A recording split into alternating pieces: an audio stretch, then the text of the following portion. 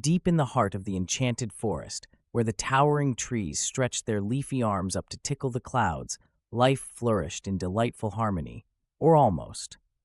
The forest was alive with vibrant colors and sounds, soft chirping from birds hidden in dense canopies, the rustle of squirrels racing up bark trails, and the occasional croak of frogs hopping by the sparkling silver stream that snaked its way across the land. Moss blanketed the ground like a plush green carpet, and wildflowers burst into rainbow sprays, filling the air with the fragrance of spring. In this magical forest, many animals called the place home, but none had a more curious story than a little mouse, a giant bear, and the king of the jungle himself, a lion. The little mouse, with fur as gray as a stormy sky and whiskers sharp enough to tickle the wind, had recently moved to the forest. His burrow was cozy and snug, built beneath the roots of a sprawling oak tree. It should have been peaceful. It should have been serene. But ever since winter began, when the big, sleepy bear from the neighboring cave fell into hibernation, the mouse hadn't had a single restful night. The bear's snores weren't ordinary. They sounded like thunder trapped in a drum. Loud, rumbling roars escaped the cave, rattling the trees, the rocks, and sadly, even the mouse's tiny burrow. No matter how many blankets the mouse piled over his ears or how much chamomile tea he sipped to calm himself, the dreadful noise only grew louder. "This is it," the mouse squeaked one crisp morning, pacing back and forth outside his little home, tiny footprints tracing circles in the mud. "If I don't get a good night's sleep soon, I'll turn into a sleepless zombie mouse. Something has to be done." Determined, the mouse braved the path to the bear's cave. The bear's cave was dark and mysterious inside. The walls were carved with ancient claw marks from the bear sharpening his nails long ago. Soft amber light spilled in from cracks near the entrance, revealing piles of bones and tree bark that the bear had collected over the years.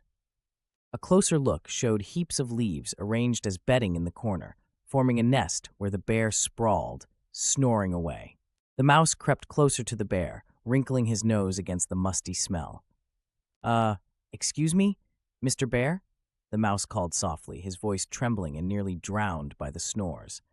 Could you wake up just for a minute? I need to talk to you about your, snoring." The bear shifted slightly in his sleep, but didn't stir. His snore rolled like a deep mountain stream, echoing louder than before. Frustrated, the mouse stomped his tiny foot. "This won't do. I can't wake him alone. I need someone bigger, stronger, someone fierce. Maybe the lion will help." And so the mouse scampered deeper into the forest, dodging roots and hopping over puddles until he reached the lion's clearing. The lion's den was a grand stone hollow surrounded by ivy, with dim golden sunlight filtering in through the branches. Inside, the lion lounged on a throne of sun-warm rocks, his thick mane glowing like fire under the light. "Why, hello, little mouse," the lion greeted him, his voice rich and warm like honey. "What brings you to my den today?" The mouse took a deep breath, holding his tail nervously. "Oh, great lion, king of the forest, I need your help.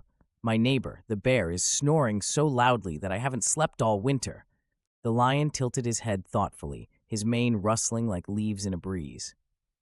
"The bear is a mighty creature indeed. Why haven't you simply told him to stop?" "I tried, but he's still hibernating. He won't wake up no matter how much noise I make," squeaked the mouse in despair.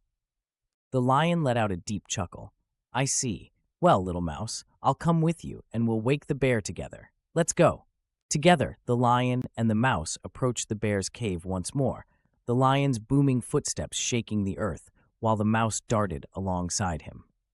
"Mr. Bear, wake up," the lion roared, his commanding voice echoing like lightning across the sky. The bear let out a grumbling sound and shifted. Slowly, his massive eyelids began to twitch. Finally, with a loud yawn that rattled the stones outside the cave, he cracked open one sleepy eye. "Who dares disturb my hibernation?" he murmured groggily, stretching his massive paws. "Mr. Bear," said the mouse, his voice small but firm, "I'm your neighbor, and your snoring has been keeping me awake all winter.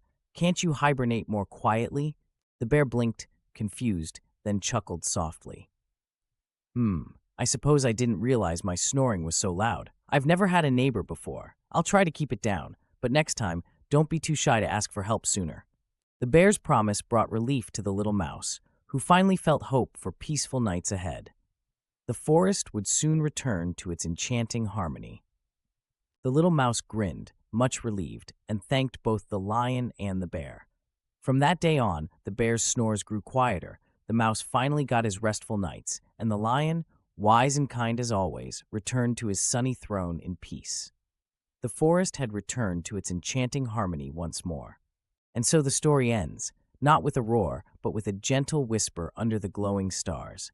Good night, little dreamer. Sleep tight.